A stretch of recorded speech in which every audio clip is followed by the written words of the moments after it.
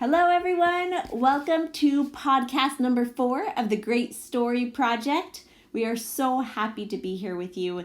This promises to be an epic episode, probably one of my favorites, although I might say that every time, just a warning. But before we jump into the topic, which is becoming the master of your thoughts, first we want to say 2 things. Thank you so much for being the kind of person that takes time out of your day to listen to something like this.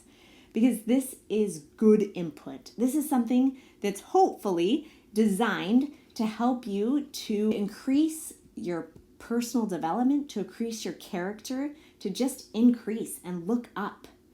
And then second, thank you so much for choosing to listen to us.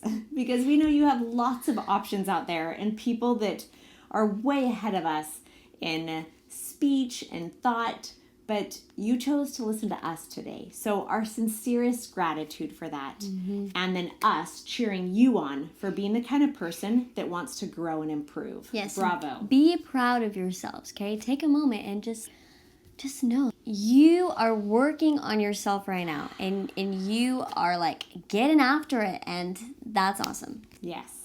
Okay, so what is our topic today, Kayla? What are we going to dive into? One small word. Thoughts. Thoughts. It's a very, very, very important topic. Possibly one of the most important things we will ever talk about or that you will ever learn about because it's big. So today we have 3 sections that we're going to be talking about. Well, really 2, but there's 3 sections in our thought journey. So the first one is that thoughts are powerful. And sometimes we try to believe that they aren't, but they are powerful. The second is how uncultivated and negative thoughts can be seriously harmful. And then the third is we will be sharing tips and strategies so that you can be the master of your thoughts. So to just start out, we're going to be introducing, obviously we introduced this book in our first podcast, but today we will be introducing the tour guide for the garden of your mind, which is called As a Man Thinketh. It's amazing. By James Allen. It's amazing. Man. So I'm just going to pique your interest, kind of open this podcast, open what it's all about with literally the first page in the book. He just lays it out. Are you ready? Here we go. The aphorism, as a man thinketh in his heart, so is he, not only embraces the whole of a man's being, but it is so comprehensive as to reach out to every condition and circumstance of his life. A man is literally what he thinks, his character being the complete sum of all his thoughts. As the plant springs from and could not be without the seed, so every act of a man springs from the hidden seeds of thought and could not have appeared without them. This applies equally to those acts called spontaneous or unpremeditated as to those which are deliberately executed. Act is the blossom of thought.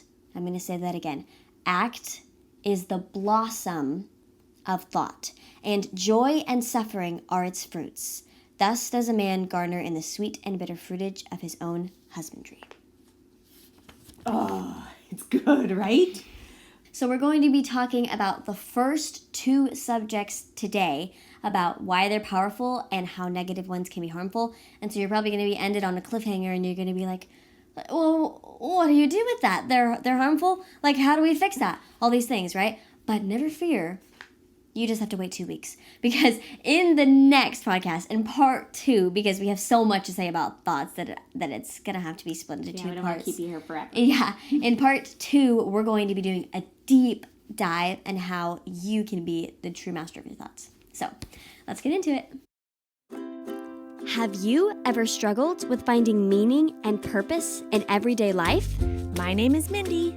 And my name is Kayla. And this is the Great Story Project, where we share how life-changing adventures don't just exist in fairy tales, but in real life. And even you can make your own life story great. Okay, so part 1 is talking about why are thoughts so important. I'm going to read another quote, like we said, from our guidebook today about this metaphor that I'm going to be using to talk about the importance of thoughts. So, James Allen says, a man's mind may be likened to a garden, which may be intellectually cultivated or allowed to run wild. But whether cultivated or neglected, it must and will bring forth.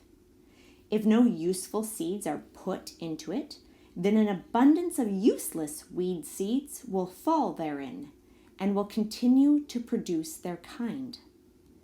Just as a gardener cultivates his plot, keeping it free from weeds and growing the flowers and fruits which he requires, so may a man tend to the garden of his mind. Okay, keep this in mind. We're going to be talking about our minds as a garden. Weeding out all the wrong, useless, and impure thoughts, and cultivating toward perfection the flowers and fruits of right, useful, and pure thoughts. By pursuing this process, a man sooner or later discovers that he is the master gardener of his soul, the director of his life. He also reveals within himself the laws of thought and understands with ever-increasing accuracy how the thought forces and mind elements operate in the shaping of his character, circumstances, and destiny.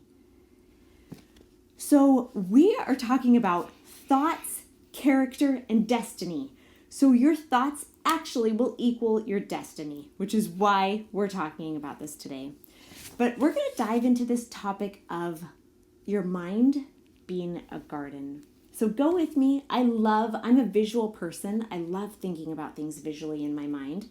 And so I have this grand thought going on in my mind, this grand vision that all around us, that there are thought seeds, just like James Allen says, that there are these seeds and they're floating all around us all the time.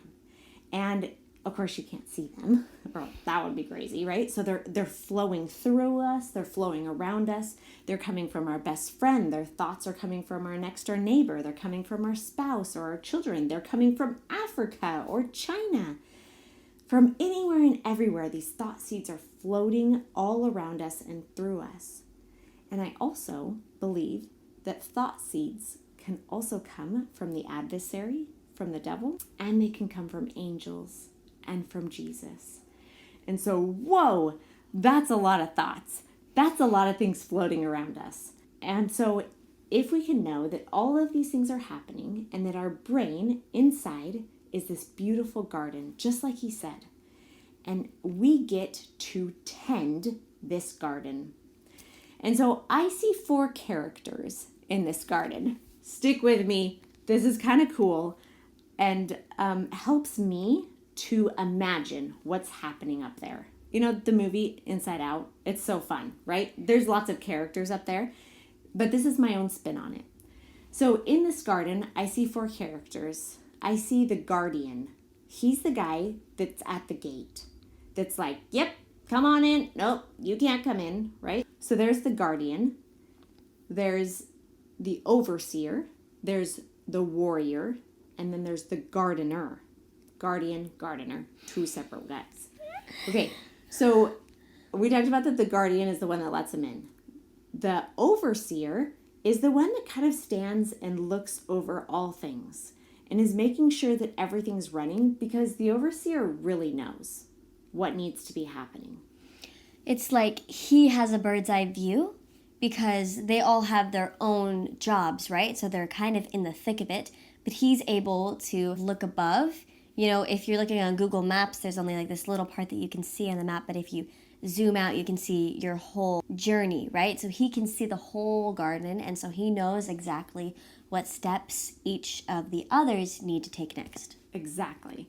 So then he's directing the gardener, who is the one who is taking the thoughts and spending time with them. Oh yes, I'd like to nurture this one, please. This thought of having friends feels really good. I'm going to water that one. Yes, I love being with my friends. Or eating good food makes me feel great. Yep, let's water that one, right? So there's the gardener. And then there's also the warrior. Because sometimes, let's just be real, the guardian, the dude at the gate, falls asleep.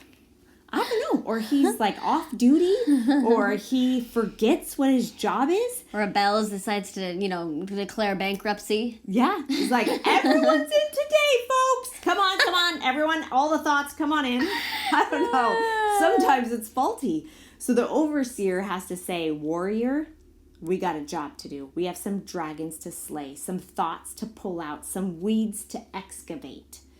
And so I see all of these characters happening in our brain at the same time. So our job is to become a master guardian, a master overseer, a master gardener, and a master warrior with our thoughts. Because, like we said, our thoughts equal our destiny. So it really, really matters. Okay, so James Allen continues with this quote. He says, man is made or unmade by himself. In the armory of thought, he forges the weapons by which he destroys himself. He also fashions the tools with which he builds for himself heavenly mansions of joy and strength and peace. And I love that. So I want to take some ideas, some thoughts that we might have and walk them through the process of why and how they can truly become a weapon that we destroy ourselves with, or something beautiful that we're building for our whole lives. Okay, so for example, any of you had a hard time with math? Right here. Definitely not this one. Okay. What? And you know how sometimes when you're in the hard of figuring out a math problem, and substitute, by the way, if it's not math for you and you're a math genius, first, we love you. We would love you on our team. Second, just pick something else, something that's hard. And maybe you'll say to yourself, like, why is math so hard? I will never figure this out. Pause the story. So here's this thought.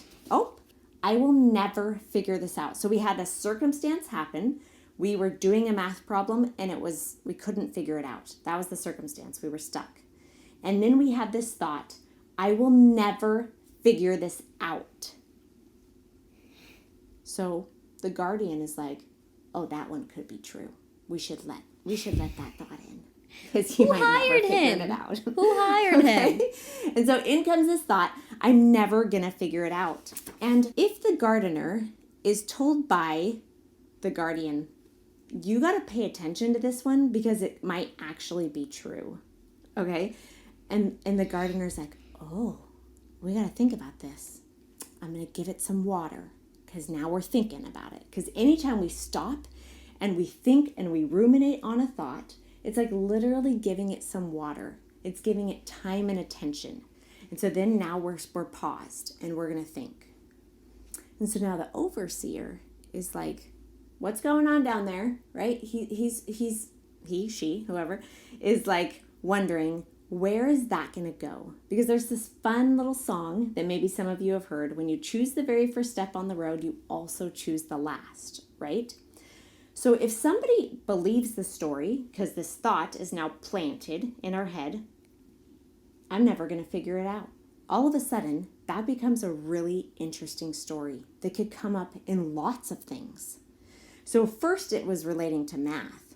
But now that this thought has grown a little bit bigger because it's being watered by the gardener, and then something else hard shows up. It can relate to all of a sudden your relationships or problems at school or at work or huge problems or struggles that just pile on top of you, or anything out of anything in your life that poses a problem. All of a sudden, your story is can't figure it out. And you just decide to shut down, leave it be, give up, drop to the floor, maybe eat some ice cream. I don't know. Right. You know? And so what's interesting is like let's back up for a second. The guardian lets in the thought. And why would the gardener not weed it out right away? Why do we, let's be real, why do we keep a thought like that? I'm never going to figure it out. It kind of seems like a bad thought, right? I mean, like, if I had to put the taste of a fruit called you're never going to figure it out, it'd probably taste disgusting. So you'd be like, man, get it out of here, right?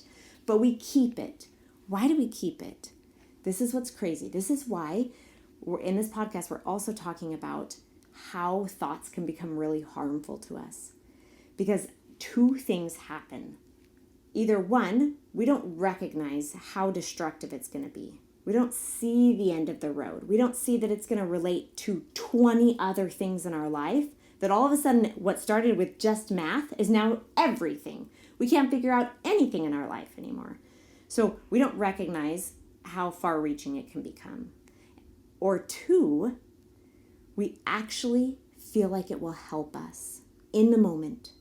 Because what happens when you're doing math and you say, I can't figure it out, all of a sudden, you give yourself permission to stay stuck. You've relinquished your responsibility. You've relinquished your power. And now it doesn't matter anymore. You've let go of this rope that you were desperately trying to climb. So it kind of, in a weird way, it kind of feels safe. Cool. Feels totally comfortable. It feels comfortable. Whew, got away with that. Because you're no longer,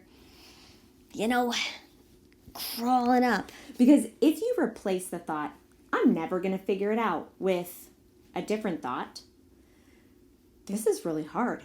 I'm going to have to really dig in. That's going to take some work. It's going to take some effort. It's not as like, I'm never going to figure it out. I'm done. Right? Mm-hmm. So sometimes we keep these thoughts and whoo, that's where we get in trouble. So Kayla, I know you have some experiences. We were sitting here thinking, you guys, before this podcast, we're like, we got to share some stories because we are in this space of like really knowing how powerful thoughts are. And so we're thinking about our thoughts all the time, right? James Allen, before Kayla tells the story, he gives this beautiful, kind of controversial thought that I chew on every day, by the way. And so, by the way, just this is a caution. As I read this thought that he shares, it might bring up some yucky feelings for you. And you might literally be like looking at the phone saying, I don't believe it. That's false. Just saying. Okay, so warning. Which has been me many times. Okay. When she points things out to me, I say no. So it's the- okay. Yeah, it's okay. It's okay. If We're you totally have with you. some angry, ugly things that rear their head at this, because I definitely do that. So this is what James says. He says, suffering is always the effect of wrong thought in some direction. Suffering is always the effect of wrong thought in some direction. So when we are in a space of suffering in our lives, we have to stop and think. Where are our thoughts? What's going on? What thoughts are we watering? Yeah, and two more quotes that are very similar. One is, men do not attract that which they want, but that which they are. And the second, circumstance does not make the man. It reveals him to himself. And I find that so interesting because not only is that thought like, oh, like this circumstance does not define me, this circumstance does not decide my future or anything, and it doesn't go in the direction of, therefore, like, I can choose my own destiny, I can change from this. It doesn't even go there yet. It goes a completely different, super controversial direction, and it says, actually, that circumstance is your fault. That circumstance came from you. That circumstance is because of you. And it reveals you to yourself. Ow. Oh, guys, this is hard stuff. Did we tell you that when we first started? We're bringing up some hard, deep stuff in this podcast. Okay, keep going. That's Anyway. really hard. Okay, so I'm going to share a story that some of you may know, some of you may not know. It's kind of written all over my face. You'll get that in a second. She's about to talk about her face.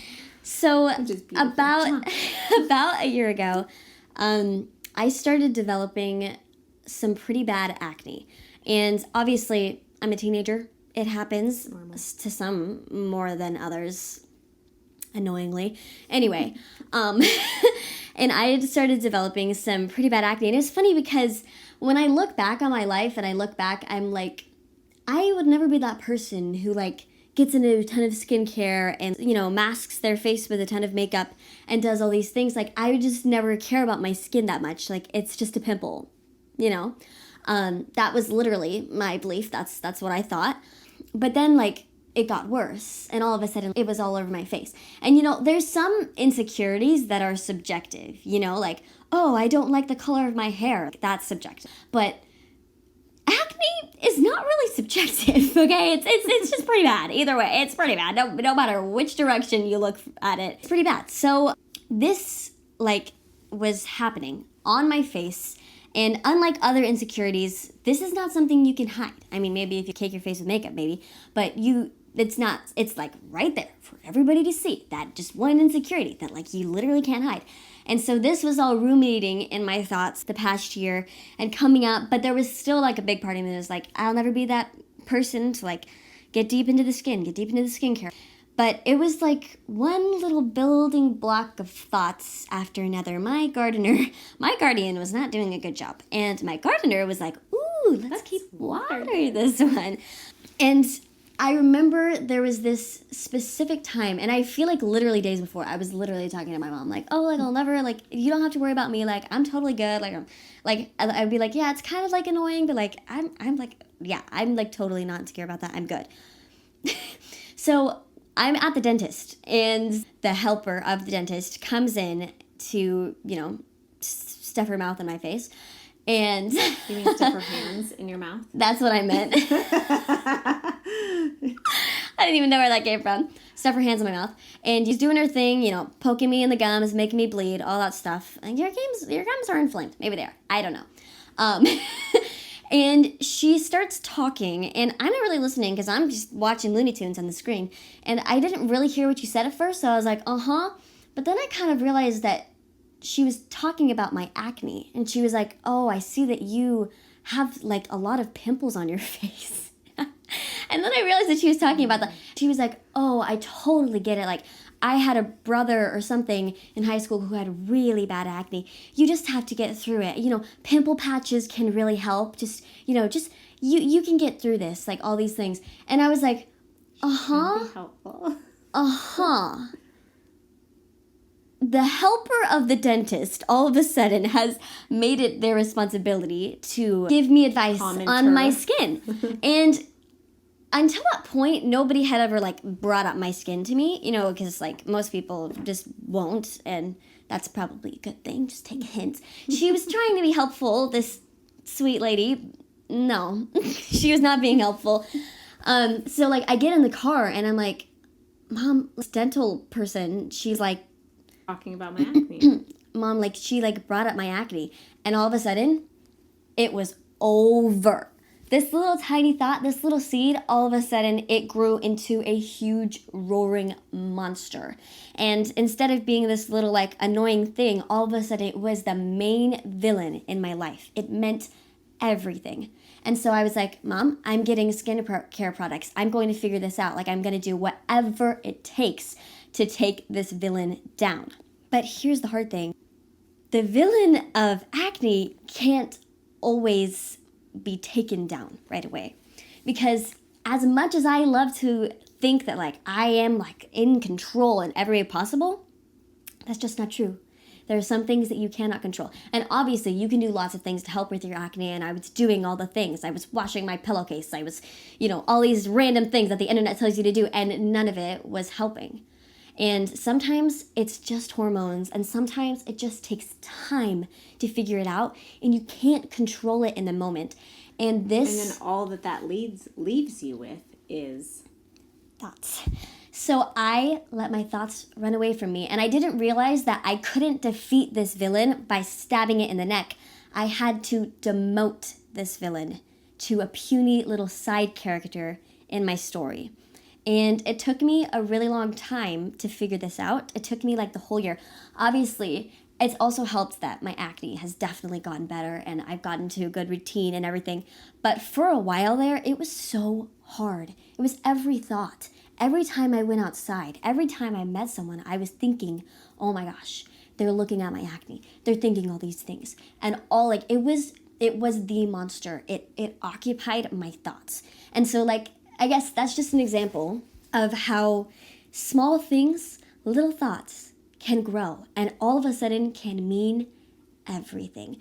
And so I'm going to guess like dive into how I kind of healed my thinking on my acne more in the next episode when we dive into thoughts and all that stuff. But anyway, yeah, that's my story. Awesome. Kayla, thank you so much for sharing that story. It's really powerful and vulnerable and just like for real what we experience, right? So I want to share, we're going to close this out soon, but I want to share this resource for you. This is a children's book, but we found this children's book from Jordan Peterson. He is not a children's speaker. He is deep. This book is deep. I suggest that you read it because it's kind of what Kayla was describing of like this little thing became a huge dragon that just like threatened to take the house away. And powerful. Check it out. Read it with your kids. Discuss it with your spouse. All the good stuff. Okay, so we're going to end this podcast with a challenge for you. We're going to come back next time and we're going to share the strategies of what to do with all of these thoughts that come that are not welcome and then how to keep the welcome thoughts. But this is our challenge for you today, is to just become the observer, to just be really curious about your thoughts. Because the purpose of sharing this information with you and us learning this information is not to beat ourselves up, to be angry, and to be frustrated with all of our thoughts. It's just to notice them and say, what has that thought led to? What has that thought impacted? How am I different because I'm believing that? What would it be like if that thought no longer existed? Then what would happen? And just be curious. Just recognize and notice and don't judge. Don't judge, you guys, because it's so easy to go into like, oh, there's the thought of self-criticalness, of self-hate, right? It's real and it happens. So just be curious. Try that this next 2 weeks and we'd love to hear from you. If you are like, oh, I totally have a thought that you need to share in the next podcast. I've got a strategy. I've got something that's helped me. We'd love to know and add it to our thoughts because we know you guys have lots of amazing ways to deal with your thoughts as well. All right. So just a quick overview of what we talked about. Thoughts are powerful. Yes. And as a man thinketh, so is he. Thoughts leads to actions, which leads to circumstances, which leads to destiny. We cannot underestimate our thoughts. Love it. All right. So then we will, and as we always do, with our 2 quotes. I'll start with my movie quote. It's from none other than Lord of the Rings. And I'm quoting Frodo, who is quoting Bilbo. It's a dangerous business, going out your door. You step onto the road, and if you don't keep your feet, there's no knowing where you might be swept off to. So true. Okay, and I'm quoting from Brian Tracy's Change Your Thinking, Change Your Life. And he says, the law of belief says, whatever you believe with conviction becomes your reality. So let's be really clear about what we believe and the thoughts that are coming. Okay, thank you so much for joining us today. Hope you found some value in what we talked about and you'll do the challenge. Just be in the thinking, be in the wondering. Remember, every moment is an adventure and you are writing your own story. So make it a page turner. Bye, guys.